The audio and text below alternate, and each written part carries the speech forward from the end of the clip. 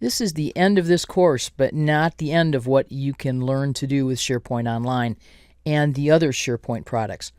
So if you would like to know what's new with SharePoint Online, and specifically what's new with SharePoint Server, if you're working in a hybrid environment or between environments, then consider SharePoint 2016 and SharePoint Online new features.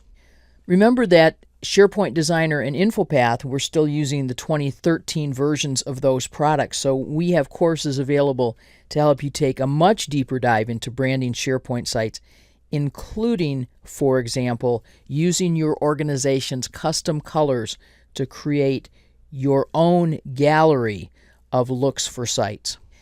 If you were interested in how to create forms, we have a couple of tools.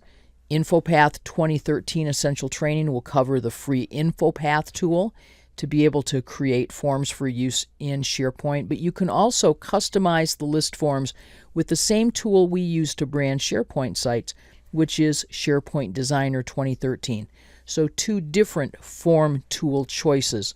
One generic browser-based forms, InfoPath, and then the other much more specific to list forms. If you were intrigued by workflows, I would recommend SharePoint Designer 2013 Custom Workflows. That course is in the online training library now, but watch also for an update of this course for SharePoint Online and SharePoint 2016. If you were interested in the business intelligence features of SharePoint and would like to know more particularly about how you can work with the new Power BI tools, take a look at Learn Microsoft Power BI Desktop, the basics. If you'd like to know, on the other hand, how to base a lot more of your work in Excel to take advantage of being able to publish Excel workbooks that are fully featured in SharePoint, then I would recommend Power BI Features in Depth, which focuses on the tools that are built into Excel.